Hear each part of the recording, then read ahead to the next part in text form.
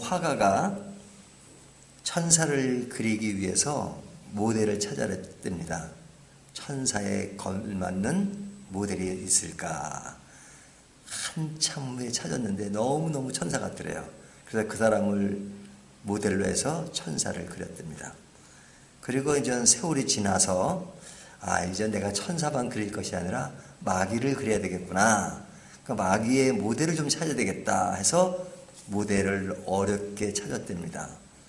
근데 이제 그 모델을 가지고 이제 마귀를 그렸는데 나중에 알고 보니까 그 모델이 옛날에 천사의 모델로 했던 그 사람인 거예요. 세월이 지나서 그가 누구의 모델이 됐느냐? 마귀의 모델이 됐다는 거예요. 어떻게 천사의 모델했던 사람이 마귀의 모델이 될 수 있을까? 이것이 인간이라는 거죠.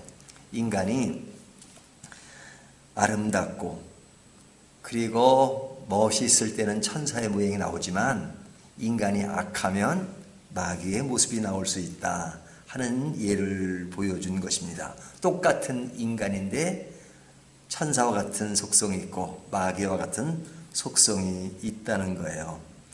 자, 오늘 본문이 이제 우리에게 그런 것들을 잘 보여주고 있는데요. 오늘 본문은 하나님의 말씀을 노골적으로 순종하지 않는, 그래서 반항하는 그런 사람들의 모습이 어떤 것인가 하는 것을 보여주고 있습니다.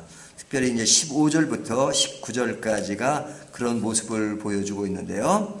자, 이들의 모습은 하나님의 말씀을 듣지 않습니다. 너무너무 원론적인 말씀이지만 선지자가 지금 하나님의 말씀을 듣고 이야기를 하잖아요. 근데 그 말을 듣지 않아요. 16절을 보세요. 내가 여호와의 이름으로 우리에게 하는 말을 우리가 듣지 아니하고. 자, 이거 스스로가 하는 말입니다. 우리가 듣지 않는다. 선지자의 말을 듣지 않는다는 것은 하나님의 말씀을 듣지 않는다는 거예요. 그들이 듣지 않을 뿐더러 17절을 보면 우리 입에서 낸 모든 말을 반드시 실행하여 우리가 본래 하던 것 곧 우리와 우리 선조와 우리 왕들과 우리 고관들이 유다 성읍들과 예루살렘 거리에서 하던 대로. 자, 우리 선조들이 했던 겁니다. 구약시대 때, 왕권시대 때 유다 왕들이 했던, 그 백성들이 했던 많은 일들이 있잖아요. 그들이 대체로 악한 왕들이 나타나서 우상숭배를 했는데 그들이 했던 것처럼 하늘의 여호와에게 분향하고 그 앞에 전제를 드리리라. 이것은 우상숭배를 하겠다는 거죠. 그러니까 지금 이 애굽에 있는 사람, 그 사람들이 하는 말이 내가 너희 말을 듣지 않겠다. 선지자 말, 하나님의 말씀을 듣지 않겠다. 그러면서 우리 선조들이 했던 것처럼 우리는 우리가 하고 싶은 것을 하겠다. 그 하고 싶은 것이 뭐냐면 우상숭배다 이거죠. 그러니까 예전에는 우상숭배를 해도 부끄러워하면서 했는데 이제 노골적으로 우리가 우상숭배를 하겠다. 당당하게 이야기하는 것이란 말이죠. 근데 이제 하나님의 말씀을 듣지 않는 사람이 우상숭배를 했다는 것은, 그렇게 하는 것을 정당하는 것은 이게 나쁜 의미 상당히 발전한 거잖아요. 더 간 거잖아요. 근데 그 다음 이야기를 보면 한 단계 더 나아갑니다. 그것이 뭐냐면 18절을 보세요. 우리가 하늘의 여왕에게 분향하고 그 앞에 전제 드리는 것을 패한 후부터는 모든 것이 궁핍하고 칼과 기근의 멸망을 당하였느니라 하며, 자기들이 어려움을 겪어요. 기근과 그 다음에 전염병 피해를 당한 것이 뭐냐? 옛날에 우리가 우상 숭배를 할 때는 그런 일이 없었는데 우상 숭배를 중단하니까 그런 일이 생겼다 이거죠. 우리가 앞에 보면 하나님이 그들이 하나님을 따르지 않고 하나님을 배반하고 말씀을 듣지 않아서 너에게 기근을 보내고 그 다음에 너희를 망하게 하고 너희에게 재앙을 준다 이렇게 말씀하셨잖아요. 하나님을 따르지 않기 때문에 주신 건데 이들은 말하기를 우리가 우상 숭배할 때는 괜찮았는데 우상 숭배를 안 했을 때 이런 일이 벌어진 것이다. 이렇게 해석을 하는 거죠. 그러니까 이들이 완전히 그들이 겪고 있는 그런 신앙의 양상이 완전 왜곡된 것이죠. 이것이 뭡니까? 사람이 신앙적으로 망가지면 이 정도까지 간단 말이죠. 아유, 예수를 안 믿을 때는 괜찮았는데 예수를 믿는다고 교회 좀 나가고 나니까 내 생활이 엉망이 됐어. 집안 살림도 엉망이 되고 옛날엔 돈도 많았는데 지금 돈도 없어서 말하는 것과 똑같단 말이죠. 하나님이 하신 일을 완전히 뒤집어 놓은 것입니다. 이것이 이제 15절부터 19절까지 이야기예요. 자, 이렇게 생각하는 사람에게 20절부터 23절까지는 이제 선자가 아니다, 그렇지 않다라고 반박을 하는 겁니다. 그 반박의 내용이 뭐냐면 21절을 보면 너희가 너희 선조와 너희 왕들과 고관들과 유다 땅 백성이 유다 성읍들과 예루살렘 거리에서 분향한 일을 여호와께서 기억하셨고 그의 마음에 떠오르는 것이 아닌가. 너희가 우상 숭배하는 것을 하나님이 어떻게 하셨다고 말씀하네요? 기억하셨다. 기억하셨다. 그 기억하신 것을 떠올리고 22절 보면요, 여호와께서 너희 악행과 가증한 행위를 더 참을 수 없으셨으므로 너희 땅이 오늘과 같이 항폐하며 놀램과 저주거리가 되어 주민이 없게 되었나니, 너희가 하나님을 믿지 않고 우상 숭배를 했기 때문에 하나님이 너희가 살던 유다 땅을 항폐하게 만들어서 바벨론의 포로가 되게 하셨고, 그리고 그래도 남은 사람들에게는 포도원을 주어서 생활하게 하려고 했는데 그 중에 사람들은 그냥 그 땅을 저버리고 애굽으로 갔다. 하나님이 애굽으로 가지 말라고 했는데 이 사람들 좀 애굽에 와가지고 너희가 완전히 그릇되게 간다. 근데 그릇되게 가는 건 너희는 결국은 멸절을 당할 것인데 그것은 왜 그러느냐? 하나님을 거역했기 때문에 그렇다 이거죠. 그러니까 하나님이 참다가 참을 수 없는 지경이 왔다. 그러니까 너희가 항폐하게 되었다 하는 것이 지금 선자가 이야기하는 겁니다. 그러니까 그들이 선자를 보고 우리가 우상 숭배할 땐 좋았는데 반대가 됐다 이렇게 말하는 것에 대해서, 억지를 부린 것에 대해서 선자는 아니다. 너희의 재앙은 하나님이 주신 것이다. 너희가 그릇되게 나갔기 때문에 그런 것이다 하는 것을 지금 20절에서 23절까지 이야기한 겁니다. 그리고 이제 마지막 24절부터 30절까지 이야기는 뭐냐? 자, 이제 또 그런 반복되는 이야기인데요. 이제 그러한 상황 속에서 주시는 말씀이에요. 자, 너희가 살 길은 뭐냐? 너희는 지금 하나님 앞에서 벌을 받는 거야. 근데 너희가 지금이라도 살 길이 있어. 그 살 길이 뭐냐? 이 살 길은 계속해서 반복되는 말씀이 뭐냐면 24절을 보세요.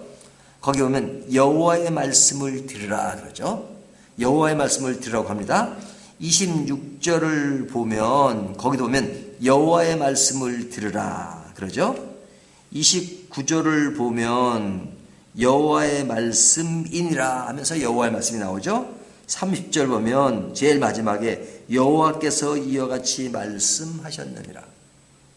여호와의 말씀이니라 하는 것은 뭐냐면 너희가 살 길은 지금 그릇되게 가고 있지, 그렇더라도 지금 이 순간부터 여호와의 말씀을 들으면 돼. 듣지 않으니까 문제가 되는데 들으면 된다는 거예요.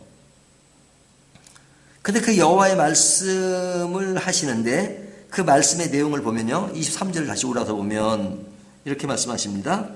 23절, 너희가 분향하여 여호와께 범죄하였으며 여호와의 목소리를 순종하지 아니하고 여호와의 율법과 법규와 여러 증거대로 행하지 아니하였으므로 이 재난이 오늘같이 너에게 일어났느니라.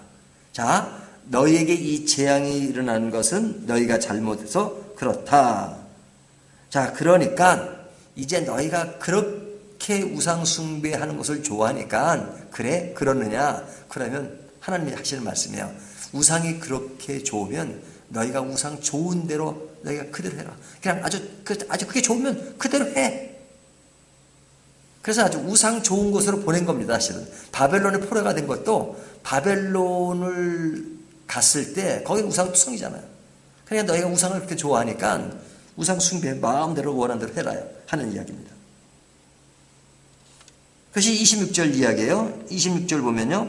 그러므로 애굽 땅에 사는 모든 유다 사람이여 여호와의 말씀을 들으라. 여호와께서 말씀하시되 보라 내가 나의 큰 이름으로 맹세하였은즉 애굽 온 땅에 사는 유다 사람들의 입에서 다시는 내 이름을 부르며 주 여호와의 계심을 두고 맹세하노라 하는 자가 없으리로다. 자, 우상 숭배를 하는 곳에 너희가 마음껏 아주 누려라. 그리고 그곳에서는 내 이름을 부르는 자가 없을 것이다. 우상 숭배하니까 뭐 여호와 이름 부르겠어요? 그런 자가 없을 것이다 하는 겁니다. 굉장히 무서운 말씀이죠. 굉장히 무서운 말씀이에요. 너희 중에 내 이름을 부를 자가 없다. 그것은 하나님이 내놓았다는 거잖아요. 내놓았다는 거예요. 그리고 27절 보라 내가 깨어있어 그들에게 재난을 내리고 복을 내리지 아니하리니 애굽 땅에 있는 유다 모든 사람이 칼과 기근에 망하여 멸절되리라. 이제 완전한 심판이 너에게 임할 것이다 하는 겁니다. 그리고 28절을 보면 그런즉 칼을 피한 소수 사람이 애굽 땅에서 나와 유다 땅으로 돌아오리니 애굽 땅에 들어가서 거기에 머물러 사는 유다의 모든 남은 자가 내 말과 그들의 말 가운데서 누구의 말이 진리인지 알리라. 자, 이제 너희가 지금은 모른다 이거죠. 언젠가는 무엇이 진리인 줄 알 것이다. 지금은 너희들이 행하는 일을 너희 스스로 진리인 것처럼 행하고 그릇된 길을 가는데 진짜 무엇이 진짜인지 알 때가 있을 것이다 하는 겁니다. 그러니까 사람이 망가지고 그릇된 길로 가면요 진짜 알고도 가는 경우도 있어요. 하지만 모르고 가는 경우가 더 많죠. 그 속에 빠져버리면 자기가 가는 길이 어떤 길인지도 모르고 가요. 그리고 나중에는 그 길을 정당화시켜요. 그리고 그것을 사람들에게 그렇게 하라고 말해. 그 길이 굉장히 잘못된 길임에도 불구하고. 그러니까 더 망가지는 겁니다. 이단 종파에 빠진 사람들 보면요. 그게 진리인 줄 알고 빠진 사람들 대부분이잖아요. 성경 말씀에 보면 너무 명확한데도 불구하고 그들은 그냥 무슨 개변을 말한단 말이에요. 그리고 열을 내서 자기들이 믿는 것이 잘됐고 당신들이 저기요 잘못된 것입니다. 그렇게 말하잖아요. 자, 이런 상황을 보면 굉장히 절망적이에요. 굉장히 절망적이에요. 하나님이 화가 나실 만큼 나신 거죠. 그렇게 다가가셔서 말씀하셨음에도 불구하고 듣지 않으니까 멸절하리라. 이렇게 말씀하시는 거죠. 그러니까 완전 절망적이잖아요. 그러면 진짜 절망적인가? 절망적인 것 같은데 그런 속에서도 하나님의 어떤 사랑. 그러니까 안타까워서 하시는 말씀이에요. 그런 가운데서도 완전히 이제 남김의 여지가 없을 것 같은데도 가만히 들어보면 그 속에서 하나님의 깊은 사랑이 서려 있어요. 그것이 뭐냐면 28절 다시 봅니다. 그런즉 칼을 피한 소수의 사람이 애굽 땅에서 나와 유다 땅으로 돌아오리니. 자, 그래도 완전히 멸절되는 게 아니고 아주 소수지만 애굽에 있는 사람이 유다로 돌아올 것이다. 애굽으로 간 거 잘못 알고 돌아오는 거잖아요. 어떤 사람이요? 소수의 사람. 이것이 하나님의 희망의 말씀이에요. 이런 사람이 돌아올 것이다. 소수의 사람이지만. 그러니까 하나님은 여기에 지금 말씀하는 내용, 이 말을 듣는 그 사람들이 무엇이 되기를 원하시는 거예요? 소수의 사람이 되기를 원하는 거죠. 그 말을 들은 사람이 전부가 되면 더 좋겠죠. 하지만 그러지는 않을 거예요. 예수를 믿는 게 쉬운 게 아니잖아요. 너무 분명한 말씀이 있음에도 불구하고 쉽게 믿지 않잖아요. 하지만 소수의 사람은 하나님의 뜻을 알고 자기의 잘못을 뉘우치고 돌아오는 사람이 있을 것이다. 이것은 뭐냐면 완전 멸절이 아니라 그 가운데서도 하나님의 말씀을 듣고 회개하고 돌아오는 사람에게 새로운 광명의 빛이 비춰지게 될 것이다. 우리가 혹시 그런 완전히 망가진 길을 가고 있는가? 그렇다면 완전 절망이 아니라 소수의 사람으로 내가 속하기를 원한다는 하나님의 간절한 마음이 이 말씀 속에 들어있는 것이죠. 이것이 하나님의 깊은 사랑이에요. 완전히 절망적인 상황 속에서도 하나님이 끊임없이 사랑을 표현하고 계시다 하는 것을 오늘 말씀해 주고 있습니다. 이 사랑은 오늘 우리에게 늘 다가오고 있습니다. 우리가 이런 상황까지 가지 말아야 되죠. 하지만 이런 상황에 갔다면 돌아서는 길밖에 없다. 그것을 하나님이 바란다. 이렇게 말씀하시는 겁니다. 오늘 이 말씀 따라서 늘 하나님을 더 깊이 따라가는 저와 여러분이 되시기를 주님의 이름으로 축원합니다.